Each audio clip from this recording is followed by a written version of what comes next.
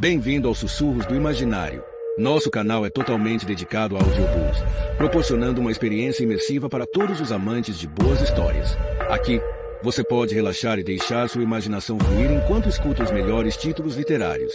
Dica especial: para uma experiência ainda mais completa, recomendamos que você acompanhe o audiobook com o livro físico ou o e-book. Dessa forma, você poderá desfrutar tanto da narrativa quanto do texto original, unindo os dois mundos. Pedimos desculpas especialmente aos deficientes visuais por quaisquer falhas que possam ocorrer nos audiobooks, como trechos em outras línguas, pequenos erros de narração ou tradução. Isso acontece porque utilizamos narração sintética para manter a produção dos áudios. Queremos ouvir você. Sugira nos comentários livros que gostaria de ver aqui no canal. Não se esqueça de curtir, comentar e se inscrever para ficar por dentro de todas as novidades. Obrigado por estar conosco e bons sussurros.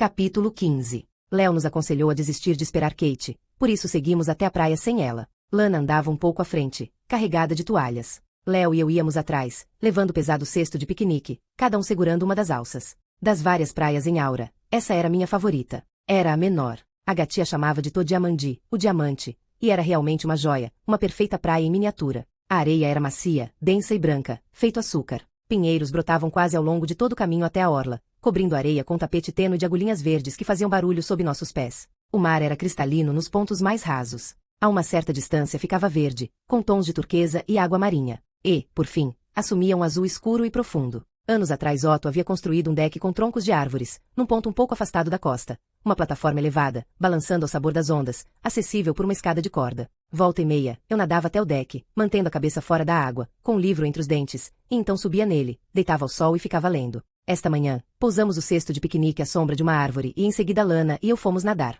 A temperatura da água estava revigorante, mas não muito fria para a época do ano. Lana nadou até o deck e eu a segui. Sozinho na praia, Léo abriu a tampa do cesto e investigou seu conteúdo. Era, de fato, um banquete preparado por Agati, legumes assados, recheados com arroz e carne moída, charutinhos de folha de uva, diferentes tipos de queijos locais, sanduíches de salmão defumado, melões e cerejas. Fora as frutas, não havia muitas opções veganas para Léo. Ele procurou, desanimado, dentro do cesto, até encontrar algo no fundo. Embrulhados em plástico filme, com o L escrito, estavam alguns sanduíches de tomate e pepino em pão integral, sem manteiga. Não dá muita água na boca, pensou. Obviamente, era um ataque passivo-agressivo da parte de Agati contra suas restrições alimentares. Mas era melhor que nada, por isso ele pegou um dos sanduíches. Depois Léo se sentou à sombra de um pinheiro. Comeu seu almoço enquanto lia um livro, A Preparação do Ator. No fundo estava achando chato. Stanislavski era muito mais difícil do que Léo imaginava, mas estava determinado a perseverar. Lana não sabia disso ainda, mas Léo havia acabado de enviar suas inscrições para escolas de teatro no Reino Unido e nos Estados Unidos. Esperava que ela não fosse se importar, mas, na verdade, considerando a conversa que tiveram outro dia em Londres, já não tinha muita certeza. Planejava falar mais sobre isso com ela neste fim de semana. Isso se eu tiver uma chance, pensou, com Kate e Elliot aqui, monopolizando cada segundo dela. Um disparo distante de repente o distraiu. Depois outro. Léo fez uma careta. Coitados dos pássaros, abatidos para a diversão daquele psicopata. Léo ficava tão irritado que tinha medo de acabar fazendo algo drástico. Talvez devesse. Talvez fosse hora de bater o pé, de deixar claro seu posicionamento. Nada excessivo, algo sutil, porém eficaz. Mas o quê? A resposta lhe veio na hora. As armas. E se Jason descobrisse que suas armas sumiram, e ninguém soubesse onde estavam, ele ia surtar, perder a cabeça. Sim, Léo pensou, com um sorriso, é isso. Quando voltarmos para casa, vou esconder as armas em algum lugar onde ele jamais vai conseguir encontrar. Vai ser bem feito para ele. Contente com essa decisão, Léo terminou seu sanduíche. Depois foi, pisando na areia, de volta ao cesto, atrás das cerejas.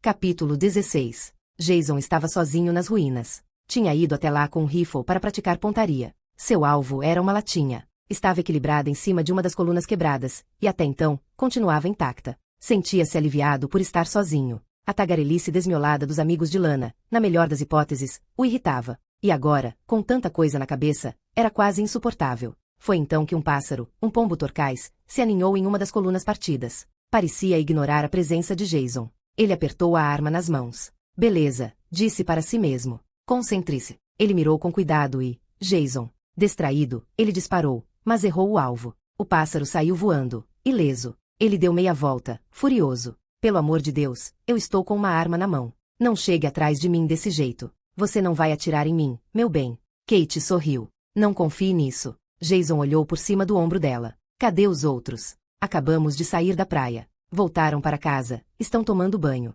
Ninguém me viu, se é o que você quer saber. Qual é a sua? Por que está aqui? Lana me convidou. Kate deu de ombros. Devia ter recusado. Não queria recusar. Queria ver a Lana. Por quê? Ela é minha amiga. É mesmo? É. Você parece esquecer disso às vezes. Kate sentou-se numa laje baixinha de mármore e acendeu um cigarro. Precisamos conversar. Sobre o quê? Lana. Não quero falar sobre Lana. Ela sabe, Jason. O quê? Ele encarou Kate por um segundo. Você contou? Kate fez que não com a cabeça. Não.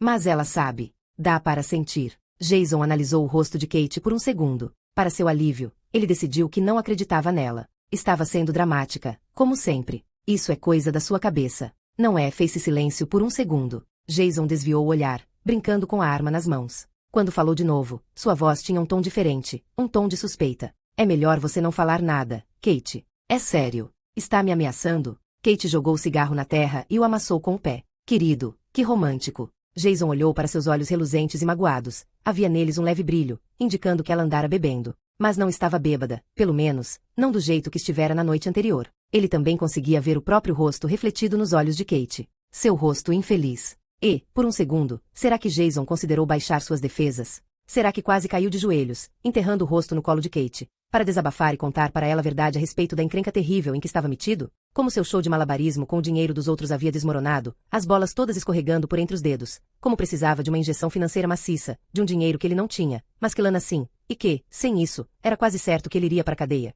Só pensar nisso, na cadeia, ficar engaiolado que nem um passarinho, fez o coração de Jason bater forte no peito. Faria qualquer coisa para evitar isso. Estava com medo, feito um menininho, queria se acabar de chorar. Mas não chorou. Em vez disso, o que fez foi apoiar a arma em uma das colunas. Abaixou-se, pegou Kate pela cintura e a puxou para que ficasse em pé. Ele se inclinou para ela e lhe deu um beijo na boca. Não, sussurrou Kate. Não. Ela tentou se afastar, mas ele não deixou. Jason a beijou outra vez. Desta vez, Kate se entregou. Enquanto se beijavam, Jason ficou com uma sensação esquisita, um tipo de sexto sentido, talvez? De estarem sendo observados. Será o Nikos? Ele pensou. Será que ele está vigiando a gente? Jason se afastou dela por um segundo e olhou em volta. Mas não havia ninguém lá. Apenas as árvores e a terra. E o sol, é claro, branco, ofuscante, queimando no céu. Olhar para ele o cegou.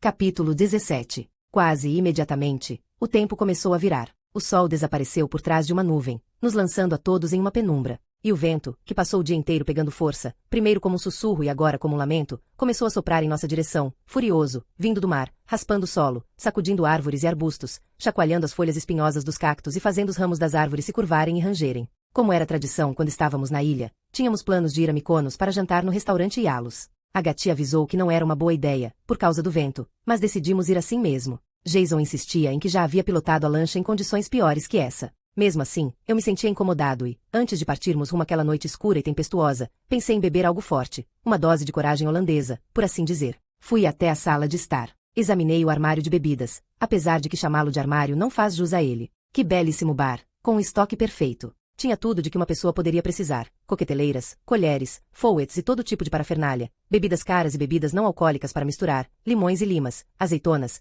uma adega climatizada para vinhos e um pequeno freezer para gelo. Com esses ingredientes perfeitos, como eu poderia resistir a fazer um martini? Tenho umas ideias meio fixas a respeito de como se deve fazer um martini. A parte polêmica é que prefiro com vodka, e não gin. Precisa estar bem gelado e extremamente seco. O vermute tem suas origens em Milão, e tem uma sacada famosa de Noel Covar de que o mais perto que o martini deve chegar do vermute é por um aceno da taça na direção da Itália. Eu concordo, e tomei o cuidado de acrescentar apenas uma ou duas gotas, para dar uma mera sugestão de vermute. Por sorte, era um vermute excelente, francês, e não italiano, mantido a baixas temperaturas na adega, como deve ser. Então, abri a garrafa de vodka. Joguei uns cubos de gelo na coqueteleira e comecei os trabalhos. Momentos depois, servi o líquido branco, espesso e gelado numa pequena taça triangular. Cravei um palitinho de coquetel prateado numa azeitona e o depositei, com cuidado, em meu drink, depois o ergui contra a luz e fiquei admirando. Era, de fato, o martini perfeito. Parabenizei a mim mesmo. Estava prestes a levá-lo aos lábios, quando parei, distraído pela mais insólita das cenas. Atrás de mim, no reflexo da superfície espelhada do armário de bebidas, pude ver Léo, passando, sorrateiro, pela porta da sala de estar, carregando um punhado de armas. Deixei meu drink de lado e fui até a porta. Dei uma espiada. Léo estava levando as armas até o fim do corredor. Foi até o grande baú de madeira no chão perto da porta da cozinha. Abriu o baú com uma das mãos. Depois, cuidadosamente, colocou as armas dentro. Ele as manejava com repulsa, como se cheirassem mal. Fechou o tampo. Léo ficou ali parado um instante, contemplando o que havia feito. Parecia contente. Depois saiu andando, assoviando para si mesmo. Eu hesitei. Saí da sala de estar. Fui andando pelo corredor, a fim de verificar o espaço que Jason chamava de sua sala de armas. Era uma salinha bem inútil, perto da porta dos fundos. Anteriormente fora um hall de entrada, onde eram colocados guarda-chuvas e sapatos enlameados, que, neste clima seco, raramente tinha uso. Jason mandou depenar tudo, instalando suportes para as armas, e passou a guardar sua parafernália de caça lá. Tinha 3 ou 4 armas, incluindo um rifle, uma espingarda semiautomática e um par de pistolas. Todos os suportes estavam vazios. Deixei escapar uma risadinha. Jason não ia gostar nada daquilo. Ia surtar. Por mais que me agradasse a ideia, eu sabia que não podia deixar isso assim. Fiquei me perguntando se devia contar para Lana. Decidi refletir a respeito enquanto tomava meu coquetel. De volta à sala de estar, retornei ao meu martini perfeito. Mas ele havia perdido o frescor e estava frustrantemente morno. Uma decepção, na verdade.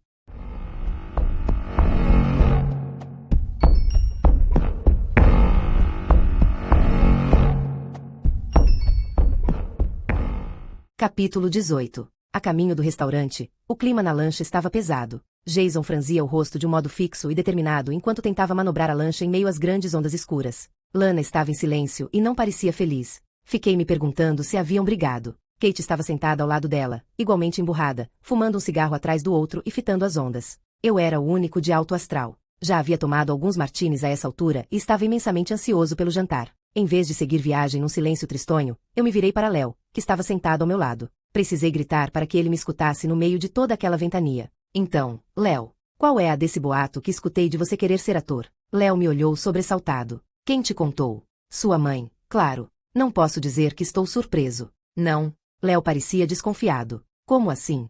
É aquele ditado, falei, piscando para ele. O fruto nunca apodrece longe do pé. Eu ri, mas Léo franziu a testa. É uma piada? Não entendi. Ele me olhou com suspeita e depois se virou para admirar a ilha que cintilava ao longe. Quase lá, falei. É linda, não é? Linda é a palavra. Chegar a Mykonos à noite é uma experiência encantadora, quase alucinógena. Ao se aproximar, a ilha refuge com luzes brancas cintilantes, iluminando as casas de cúpulas brancas que sobem e descem nas curvas das colinas. Yalos significa orla.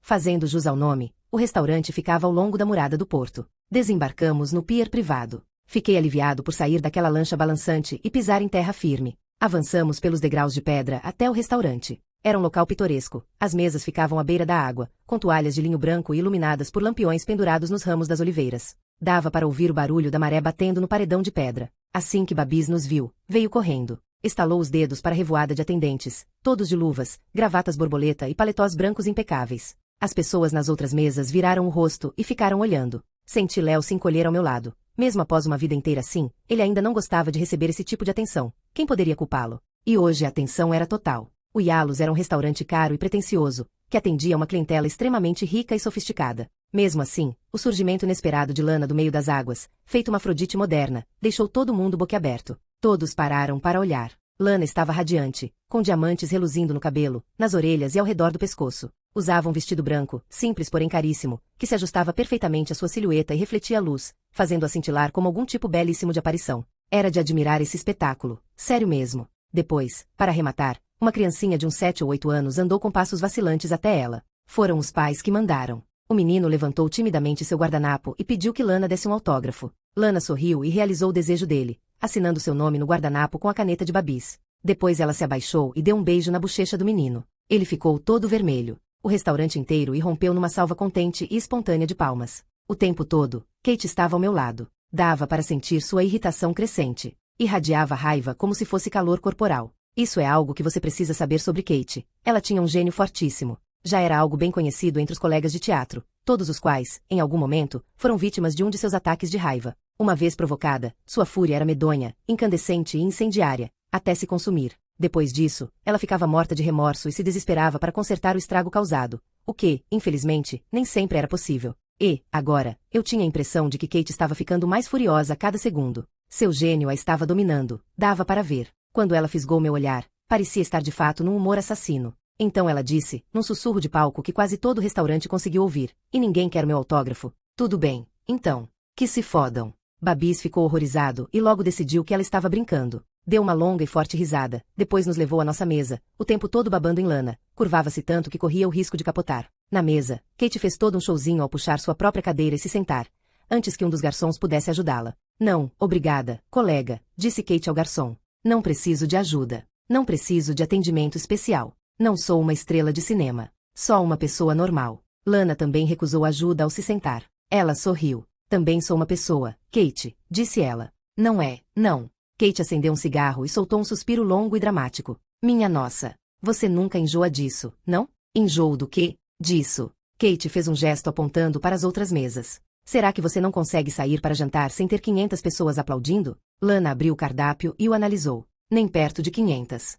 Só uma meia dúzia de mesas. O pessoal ficou feliz. Não me custou nada. Bem, a mim custou. Ah, foi? Lana desviou o olhar do cardápio. Seu sorriso estava vacilante. Custou muito, muito caro, Kate. Kate a ignorou e se virou para Babis. Preciso de uma bebida. Champanhe. Mas é claro. Babis fez uma reverência e olhou para Lana. E para Madame? Lana não respondeu. Pareceu não ter escutado. Continuou olhando fixamente para Kate com uma expressão estranha e perplexa no rosto. Léo a cutucou. Mãe. Podemos pedir, por favor? Podemos, disse Jason. Pelo amor de Deus, vamos terminar logo com essa palhaçada. Só um segundo, falei, lendo o cardápio inteiro. Não sei o que quero ainda. Adoro escolher comida em restaurantes gregos. Vocês não? Eu quero tudo, todos os 75 pratos. Aquilo arrancou um sorriso de Lana, e ela saiu do transe. Fez o pedido para toda a mesa. É preciso registrar que uma das habilidades mais encantadoras de Lana era saber fazer pedidos em restaurantes. Extremamente generosa, no geral mais do que devia, e sempre insistia em pagar a conta, o que fazia dela a anfitriã perfeita, a meu ver. Ela escolheu uma seleção de pastinhas e saladas, lagostas e lulas frescas, almôndegas e purê de batata, e a especialidade da casa, um grande robalo assado sob uma crosta incandescente de sal, aberto ao meio por Babis à mesa. Era teatral e delicioso. Feito o pedido, Babis se retirou com uma reverência na qual ele se abaixou bastante, despachando os garçons para buscarem nossa comida e bebida. Champanhe foi servido, uma taça para cada um, menos Léo. Quero fazer um brinde. Ergui minha taça. A Lana. Em agradecimento à sua incrível generosidade e ao. Kate bufou e revirou os olhos. Não vou participar dessa ceninha. Oi. Eu franzi a testa. Não entendi. Raciocina. Kate bebeu o champanhe de um só gole. Está se divertindo, está? Se curtindo. Para minha surpresa, eu me dei conta de que Kate estava direcionando essas palavras a mim. Havia um tom sarcástico em sua voz. Quando olhei em seus olhos, o que vi foram labaredas de raiva. Aparentemente, eu havia tropeçado e caído por acidente na linha de tiro. Um olhar de relance para Lana me disse que ela também reparou. Abri um sorriso para tranquilizá-la, para mostrar que eu sabia me virar. Depois me voltei de novo para Kate. Estou sim, obrigado, Kate. Estou me divertindo bastante. Ah, que bom. Kate acendeu um cigarro. Gostando do show? Muito. Começou meio devagar, mas está ganhando fôlego. Mal posso esperar pelo final. Aposto que você tem algo realmente espetacular planejado. Vou dar o meu melhor. Você é a melhor plateia. Kate abriu um sorriso perigoso. Sempre de olho, não é, Elliot? Sempre metido em algum esquema. O que se passa aí nessa sua cabecinha? Hein? Que tramas você anda bolando? Eu não sabia por que Kate estava me atacando daquele jeito. Duvido que ela mesma soubesse. Não tinha motivo para estar com raiva de mim. Imaginei que devesse estar se comportando assim por ter presumido que eu não fosse retrucar. Ledo engano. Se tem uma coisa que aprendi é que a pessoa precisa se defender. Ninguém ama um capacho, Bárbara West costumava dizer. Só usam para limpar os pés. Deus é testemunha que Bárbara Bank pisou em mim inteirinho durante anos. Aprendi essa lição do jeito mais difícil. Você está de péssimo humor hoje, Kate. Beberiquei meu champanhe. O que está acontecendo? Por que está determinada a estragar esta experiência? Quer que eu responda mesmo? Posso responder, se quiser. Kate, disse Lana, com a voz baixa. Pare com isso. Agora. As duas se encararam por um instante. Os olhos de Lana diziam que, para ela, já bastava. Para minha surpresa, a intervenção foi bem sucedida. Kate baixou a bola, a contragosto. Então Kate fez um movimento repentino, e, por um segundo, pensei que estivesse prestes a se lançar sobre mim ou Lana, por cima da mesa, ou alguma outra loucura dessas, mas não foi o que fez. Ela se levantou, aos trancos e barrancos, com as pernas bambas. Eu preciso ir ao banheiro. Vai passar pó no nariz? Perguntei. Kate não respondeu. Só se retirou. Olhei para Lana de relance. Que diabos tem de errado com ela? Sei lá. Lana deu de ombros. Está bêbada. Não deve estar só bêbada. Não se preocupe, tenho a sensação de que ela vai voltar do banheiro com um humor muito melhor. Mas me enganei. Kate voltou à mesa num estado ainda pior. Estava claramente chapada, agitada, caçando briga, e não só comigo, qualquer um de nós serviria. Léo e Jason tomaram a sábia decisão de ficar de cabeça baixa e comer depressa. Queriam ir embora o quanto antes. Mas a comida não parava de chegar, um número aparentemente interminável de pratos, por isso me concentrei nela. Suspeito que eu tenha sido o único que aproveitou a refeição. Lana só cutucava o prato. Kate não encostou em nada, fumava e bebia, fuzilando todo mundo na mesa com o olhar, malevolamente. Após um longo silêncio desconfortável, Lana tentou desarmar Kate com um elogio. Amei a C-Sharp que você está usando. Um vermelho tão intenso. É um chale. Kate o atirou sobre o ombro, desdenhosa. Depois contou uma história longa e grandiloquente sobre como o chale fora feito por uma órfã que ela patrocinou em Bangladesh, como um gesto de agradecimento por ter bancado seus estudos. Não é da moda, por isso sei que você nunca nem encostaria em algo assim. Mas eu adoro. Na verdade, eu achei muito bonito. Lana esticou a mão e passou os dedos na ponta do chale. Que trabalho delicado. Ela é muito talentosa. Ela é inteligente, o que é mais importante. Vai ser médica. Graças a você. Você é maravilhosa, Kate. Essa tentativa de pacificá-la foi como passar a mão na cabeça de uma criança emburrada. Ai, como você é esperta, muito bem, e pura falta de tato de Lana. Mas dava para ver que ela estava incomodada com essa mudança súbita no humor de Kate. Todos estávamos. Se eu tivesse que apontar o momento, naquele fim de semana, em que tudo deu errado, foi ali, no restaurante. Uma linha indefinível foi cruzada, de algum modo, e nós zarpamos de um ponto de normalidade rumo a um território desconhecido. Uma terra de ninguém, obscura e hostil, da qual não havia como retornar com segurança. O tempo todo que passamos sentados ali eu conseguia ouvir o vento uivando no mar. Estava ganhando velocidade, as toalhas de mesa tremulavam, velas se apagavam. Abaixo de nós, grandes ondas escuras batiam com força contra o quebra-mar. Melhor partirmos logo, pensei. Ou vamos ter problemas para voltar. Peguei meu guardanapo de linho branco com a mão direita e o segurei sobre a murada, acima das águas. Abri os dedos e deixei que fosse embora. O guardanapo foi arrancado da minha mão pelo vento. Ele dançou pelo céu noturno por um instante. E então foi engolido pela escuridão.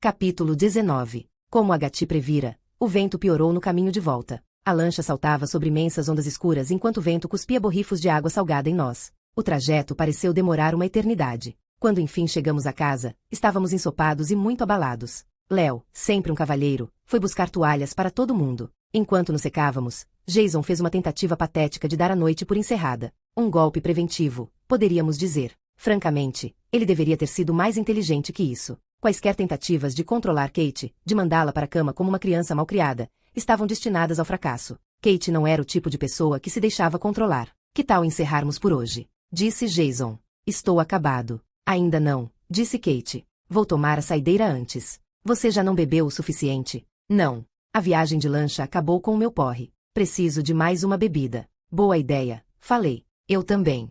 Qualquer coisa. Duplo. Por favor. Fui até a varanda, passando pelas portas francesas. O muro de pedra ao redor a protegia dos golpes mais fortes do vento. Usávamos bastante a varanda. Nela havia vários sofás, mesinhas de centro, uma lareira externa e uma churrasqueira. Acendi a lareira e usei a chama para acender a ponta do meu baseado, que eu havia enrolado com a esperança de repetir a felicidade da noite anterior. Ai, como tudo aquilo parecia distante agora. Como uma vida passada. Léo me acompanhou. Acenou com a cabeça na direção do baseado. Posso dar um tapa? Fiquei um pouco surpreso com o pedido. Ele não bebia, e imaginei que não aprovasse que fumássemos maconha. Considerei a ideia. Acho que você já tem idade suficiente. Tenho quase 18. Todos os meus amigos fumam. Não é nada demais. Não conta pra sua mãe. Eu lhe entreguei o baseado. Indiquei Kate, sentada na sala de estar, com um movimento de cabeça. Eu não ficaria de bobeira se fosse você. A não ser que esteja a fim de um lugar no camarote para ver a cena que vai se desenrolar. Léo assentiu. Levou o baseado à boca e o tragou. Prendeu a fumaça nos pulmões por um segundo. Depois exalou devagar e conseguiu não tossir, o que me impressionou, e me devolveu. Então, sem dizer uma palavra, Léo deu meia volta e desceu os degraus de pedra, afastando-se da casa. Rapaz sensato, pensei. Enfrentar o vendaval era infinitamente mais seguro que aguentar o estado de espírito atual de Kate. Mesmo assim, ele tinha que tomar cuidado com onde pisava. Cuidado, gritei para ele. O vento está ficando mais forte. Léo não respondeu. Só continuou andando.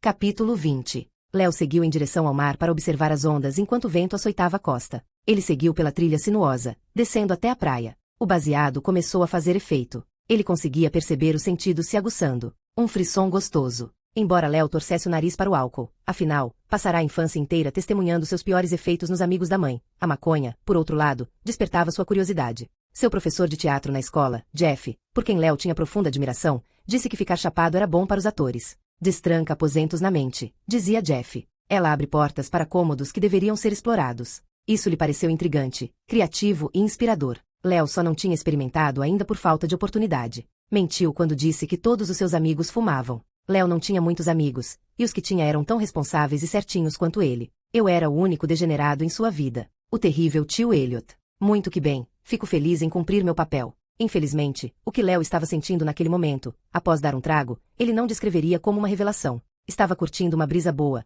a sensação do vento que corria entre os dedos e cabelos. Mas nada além disso, nada de profundo ou espiritual. Léo tirou os sapatos e os deixou na areia. Andou descalço em meio ao ir e vir das ondas enquanto o vento assobiava em seus ouvidos. Perdeu a noção do tempo enquanto caminhava. O tempo pareceu desaparecer, como se tivesse sido levado embora pelo vendaval. Era uma estranha sensação de paz, de comunhão com o vento e com as ondas que reviravam as águas. Então, de repente, uma nuvem escura se pôs em frente à lua e lá se demorou. Tudo foi coberto de sombras. Como se alguém tivesse apagado as luzes. Léo teve a sensação de que havia alguma coisa atrás dele. Um par de olhos atrás da cabeça. Uma sensação rasteira e rastejante em sua nuca que o fez estremecer. Ele deu meia volta, mas não conseguiu ver ninguém. Apenas a praia deserta, e as árvores escuras, trêmulas contra o vento. Não tinha ninguém ali. Ele estava prestes a desviar o olhar, quando viu. Estava bem à sua frente, nos fundos da praia, à sombra das árvores. O que era? Não parecia inteiramente humano. Léo encarou aquilo, tentando compreender o que estava vendo. Seria algum tipo de animal? As pernas eram de bode ou algo do tipo, mas estava em pé. E em sua cabeça, seriam chifres? Léo se lembrou do lendário fantasma da ilha. Será que era isso que ele estava vendo? Ou algo mais sinistro? Algo maligno? Um tipo de diabo? Naquele instante, Léo teve uma premonição aterradora. Ele soube, com plena e total certeza, que algo terrível estava prestes a acontecer. Muito, muito em breve, algo horrendo e letal, e ele não poderia fazer nada para impedir que acontecesse. Para com isso. Você está chapado e paranoico, ele disse a si mesmo. Só isso. Léo fechou e esfregou os olhos, tentando desfazer aquela visão. Então, misericordiosamente, o vento veio em seu socorro, soprando para longe as nuvens que encobriam a lua. O luar iluminou a cena como um holofote, dissolvendo num instante a fantasia de Léo. O monstro revelou ser nada além de um conjunto de vários ramos e folhagens interconectados. A imaginação hiperativa de Léo ligara os pontos, e ele acabou montando um diabo a partir disso. Não era real, apenas um truque de luz. Mesmo assim, Léo ficou completamente apavorado. E, então, levou a mão à barriga. Soltou um gemido. Viu-se repentinamente nauseado.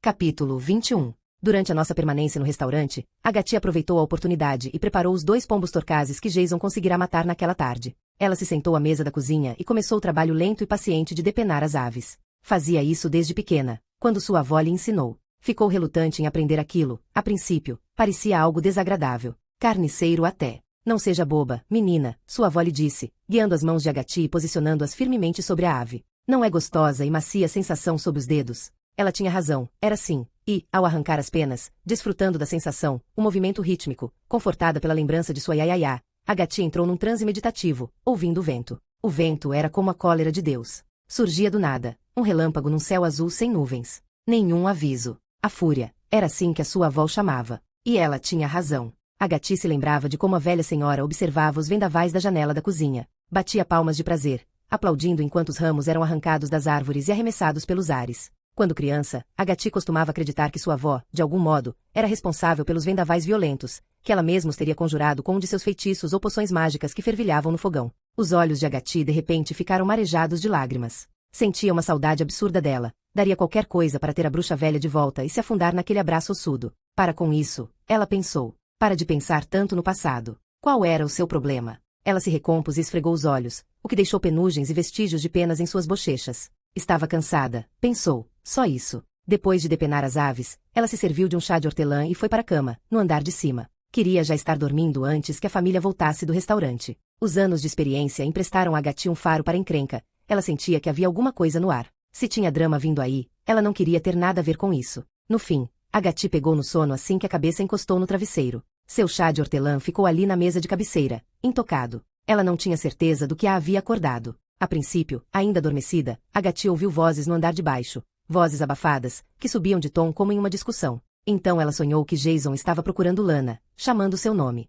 De repente, a Gati percebeu que não era um sonho. Era real. Lana! Gritou Jason. A Gati abriu os olhos. Acordou num instante. Ficou ouvindo. Não houve mais nenhum grito. Apenas silêncio. Ela saiu da cama. Foi na ponta dos pés até a porta e abriu uma frestinha. Espiou o lado de fora. Como esperado, no fim do corredor, avistou Jason. Estava saindo do quarto de Lana. Então Kate subiu a escada. Ela e Jason conversaram aos sussurros, quase inaudíveis. A Gati se esforçou para escutar. Não consigo achar Lana, disse Jason. Estou preocupado com ela. E quanto a mim? Você já não teve atenção suficiente por uma noite? Jason olhou para Kate com desprezo. Vai dormir. Ele tentou passar por ela, e os dois tiveram uma breve briga. Ele a jogou para o lado, possivelmente com mais força do que pretendia. Kate perdeu o equilíbrio e precisou se agarrar ao balaústre para se segurar. Você é patética, disse Jason. A Gati fechou a porta em silêncio. Ficou ali parada por um instante, com uma sensação ruim. Seus instintos lhe diziam para botar o roupão e sair atrás de Lana. Porém, alguma coisa a impedia. Melhor não se intrometer. Volte a dormir, a Gati disse a si mesma. Já houve noites parecidas com esta ao longo dos anos, muitas cenas dramáticas, com frequência envolvendo Kate, e eles sempre chegavam a uma resolução amistosa na noite seguinte. Sem dúvida, assim que ficasse sóbria, Kate pediria desculpas pelo que fez, fosse lá o que fosse. E Lana a perdoaria. Tudo continuaria como antes. Sim, a Gati pensou, bocejando. Só deite logo. Ela se deitou e tentou dormir. Mas o vento não parava de fazer as venezianas baterem na parede do lado de fora. Isso a impedia de entrar em sono profundo. Por fim, ela levantou da cama e fechou as janelas. Depois disso, conseguiu dormir bem durante cerca de 1 hora, mais ou menos, talvez mais, até seu sono ser mais uma vez interrompido. As venezianas bateram na parede. Pou, pou, pou. Ao abrir os olhos, a Gati teve a súbita percepção de que não podiam ser as venezianas batendo. Ela tinha acabado de fechá-las. Demorou um segundo para se dar conta do que ouvirá. Eram tiros. O coração de Agati quase saiu pela boca enquanto ela deixava o quarto, às pressas, e descia a escada. Saiu correndo pela porta dos fundos. O vento estava feroz, mas ela sequer reparou nele. Ouviu passos ali por perto, o baque de pés descalços na terra, mas não olhou ao redor. Estava concentrada em correr em disparada em direção ao som. Ela precisava chegar lá, precisava provar para si mesma que estava só imaginando coisas, que estava errada, que nada de terrível havia acontecido. Enfim, chegou à clareira depois do olival. Estava nas ruínas. E, no chão, havia um corpo. O corpo de uma mulher, numa poça de sangue. Seu rosto estava oculto pelas sombras. 3 ferimentos à bala na parte frontal do vestido. Um chale vermelho escuro envolvendo os ombros, o vermelho se transformando em preto enquanto absorvia o sangue. Léo chegou lá pouco antes de Agati. Fitava o corpo, como se precisasse ter certeza de quem era. Então soltou um grito horrendo e estrangulado. Foi então que eu cheguei, ao mesmo tempo que Jason. Fui correndo e me ajoelhei ao lado do corpo, segurando o pulso, tentando desesperadamente sentir seus batimentos. Era difícil, Léo estava atrapalhando, abraçado nela, não queria soltar. Estava coberto de sangue, com o rosto enfiado em seus cabelos, agarrado nela aos soluços. Tentei, mas não consegui desvencilhá-lo dela. Jason tentou assumir o controle, mas parecia perdido e apavorado. O que aconteceu? Que merda aconteceu aqui? Elliot. Ela se foi. Balancei a cabeça. Ela se foi. O quê? Ela está morta. Deixei descer o pulso, lutando contra as lágrimas. Lana está morta.